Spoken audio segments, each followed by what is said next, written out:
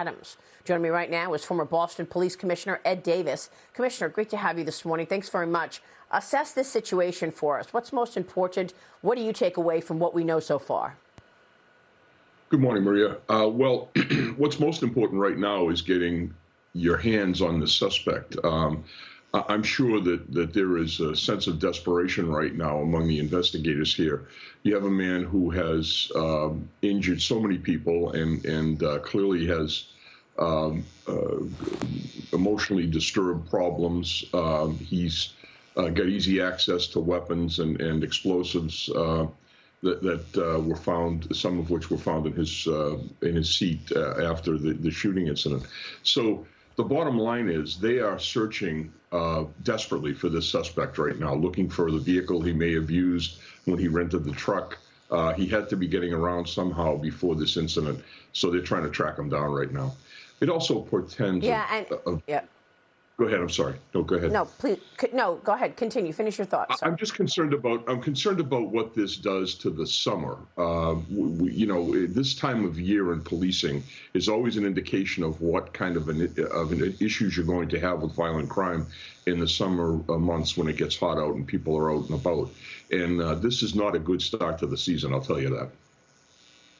So, one issue was the fact that the cameras were not working within the subway. So, how is this possible that this administration has spent so much money on so much and pushing this climate change agenda? And we've got cameras in a city subway that are not working, and that had caused longer than it should have to actually come up with the person of interest. We still don't have who we think it may be. These cameras were not working within the subway. Your thoughts? That's absolutely unacceptable. But we do find it in companies and in government organizations where there's a large expenditure of money on technology, but no money to follow up and to maintain maintenance of these systems.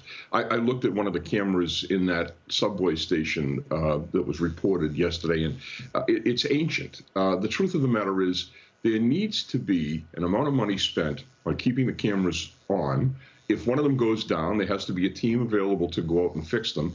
And there should be audits conducted every year of what's working and what's not working and what is end-of-life systems so they can be replaced. Unbelievable. Dagan, was it de Blasio who said he wanted to take $1 billion from the NYPD so that he can reimagine it? And was it $1 billion? Well, I think it was $1 billion. And his wife, de Blasio, by the grace of God, is no longer the mayor of this city. His wife essentially set fire to almost $1 billion as part of her Thrive initiative, which was supposed to help treat mental illness in this city. Oh, that's right, yeah. And so I want to raise this issue with Ed that whether somebody is mentally ill or not, if they're violently mentally ill, they need to be behind bars. And that is kind of the root of a lot of the assaults and crime, Ed, that we're seeing in New York, is that people are on the street. They have been violent. They're put back out on the street immediately with no bail, even after they assault someone. So what's it going to take from New York City Mayor Eric Adams and Kathy Hochul, the governor, to at least begin trying to remedy this problem? These are great points, and it's frustrating to know that we solved these problems in the 1990s. We identified strategies that worked. We put them in place. We locked up dangerous people. And now, over the last couple of years, we have these experimental policies that have failed. They are making our cities more dangerous. We know what we have to do to fix it. And you have that combination of mental health problems and a lack of good mental health policy, and then the ability to hurt people. That all comes together in a completely preventable explosion. We could stop this if we were thoughtful about what we've learned in the past. But instead, people want to go down this road of letting everybody out of jail, And this is this is the result of it. It's the simple result of it. Right.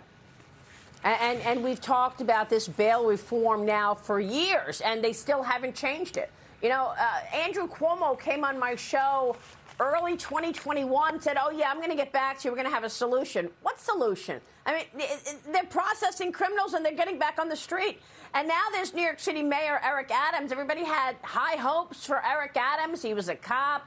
But he didn't join other state and city officials yesterday at the scene. Why? Because he recently tested positive for COVID. So he was MIA. He also announced plans to double the number of NYPD officers in the subway system. Transit crime citywide up better than 68% year over year through Sunday.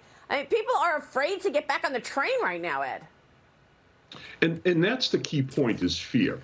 People are afraid in Boston right now, as we come up on the 9th year anniversary of the Boston Marathon, when they see this incident, an attack on a soft target, defenseless people being victimized by guns and smoke and explosives. They remember what happened before, and it makes them uneasy. It's happening in New York. It's happening in Boston. It's happening around the country. We have to wake up and stop this craziness that we've seen over the last couple of years. Yeah, and what's the answer? How do you do it? Well, you go back to the policies that work, that are proven to work, that lower the crime rate for a decade or two. We did focused deterrence. We used evidence-based practices. We knew who the individuals were, and we focused our enforcement efforts against the people that were violent. What is wrong with that? Yep, I do not understand. Exactly. It's incredible, Ed. I mean, this is something we should all be agreeing on. I mean, really. Ed Davis, great to get your input on all of this. Please come back soon. Thank you, sir. We appreciate it.